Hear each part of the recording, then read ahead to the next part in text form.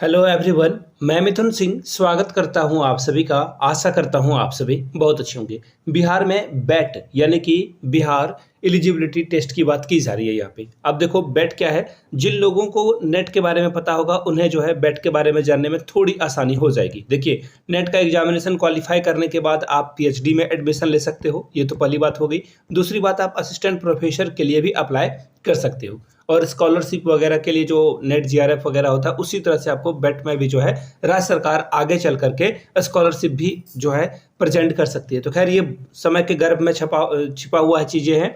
अभी फिलहाल के लिए जो मैं आपको बातें बताने वाला हूँ इस वीडियो में, सिर्फ पीजी पास यानी कि अगर आपने पोस्ट ग्रेजुएशन कर रखी है तो आप असिस्टेंट प्रोफेसर के लिए एलिजिबल हो जाते हो। इसके बारे में भी हम लोग बात करेंगे इस वीडियो में। और अब देखो, एक्चुअली बहुत सारे लोगों को पता होगा जो बहुत दिनों से इंतजार कर रहे हैं इस वैकेंसी के बारे में, या फिर ये जो एलिजिबिलिटी टेस्ट है इसके बारे में। तो आपको पता होना चाहिए कि 2023 से ही जो है ऐसे न्यूज़पेपर में खबरें आ रही थी कि इस पे जो है जल्द ही जो है इसके ऊपर कोई डिसीजन लिया जाएगा और एग्जामिनेशन कंडक्ट कराया जाएगा। तो देखो, फिलहाल के लिए TRE यानी कि टीचर एलिजिबिलिटी टेस्ट जो रिक्रूटमेंट वगैरह है, TRE 1, 2, 3 और 4 भी होने वाला है। तो ये मौका आपको नहीं छोड़ना है। अब जो है बेट का एग्जामिनेशन भी होगा, क्योंकि आपको पता होना चाहिए कि विधानसभा का जो चुनाव है वो भी होने वाला है। तो ऐसे में सरकार कोई भी खतरा मोल नहीं लेगी और जो भी रिक्रूटमेंट बची हुई है उस पर काम करने वाली है। तो ये था 1 मिनट 30 सेकंड के इंट्रो में मैंने सारी बातें आपको बता दी। अब यहाँ से देखिए, ये देखो, ये जो न्यूज़पेपर की कटिंग है वो 31 अक्टूबर, मैं आपको क्लियरली बता देता हूँ, 31 अक्टूबर 2023 की खबर है ये। अब यहाँ से आप देख पाओगे, अब बिहार में नेट के साथ बेट को भी जो है सहायक प्राध्यापकों के लिए जो है नियुक्ति में लिया जाएगा। अब सबसे पहले ये मैं आपको समझा देता हूँ, ये तो पुराना खबर हो गया। अब ये देखो न्यू खबर है, ये जो है न्यू खबर है। अब यहाँ से देखिए, जो समिति की बैठक हुई थी उच्च स्तरीय शिक्षा परिषद की, उसमें कई निर्णय लिए गए हैं। अब देखिए, इसके बारे में सबसे पहले आपके मन में डाउट आ रहा होगा, क्या अदर स्टेट वाले एलिजिबल हैं या नहीं। तो देखिए, अदर स्टेट वाले भी एलिजिबल हैं। अगर आप बिहार से हो, पंजाब से हो, राजस्थान से हो, कहीं से भी हो, तो भी आप जो है बिहार में इस वैकेंसी के लिए अपने आप को एलिजिबल पाते हो। यहाँ तो हो गई पहली बात क्लियर कि अदर स्टेट वाले एलिजिबल हैं।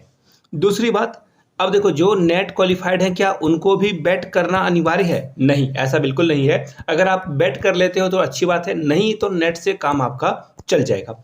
अब दूसरी खबर आएगी कि बेट को लेकर जो है कि बेट का एग्जामिनेशन जो बिहार पात्रता परीक्षा है, इसको लेकर कोई इन्फॉर्मेशन नहीं है कि एग्जामिनेशन कैसे लिया जाएगा। तो मैं आपको बता दूं, अगर जो नेट की तैयारी कर रहे हैं उनको बेट की तैयारी करने की ज़रूरत नहीं है, या सेट की तैयारी, जैसे कि अदर स्टेट में सेट आता है तो, और झारखंड में भी जेट आने वाला था तो अभी आया नहीं है। तो ऐसे में देखो, जो लोग नेट की तैयारी कर रहे हैं हूबहू आपको बेट की तैयारी करनी है, कुछ भी अलग नहीं करना है। I repeat, you don't have to do anything extra, कुछ भी एक्स्ट्रा करने की जरूरत नहीं है। ऐसा मैं क्यों कह रहा हूं, तो देखिए आप मेरी बातों से समझ जाओगे। देखो, एक्चुअली बेट का सिलेबस को जो है यूजीसी के मान्यता के अकॉर्डिंग रखा जाएगा, यानी कि यूजीसी का जो सिलेबस है, नेट का जो सिलेबस है उसी के अकॉर्डिंग रखा जाएगा। यानी कि इसमें भी पेपर 1 और पेपर 2 का एग्जामिनेशन आपसे लिया जाएगा।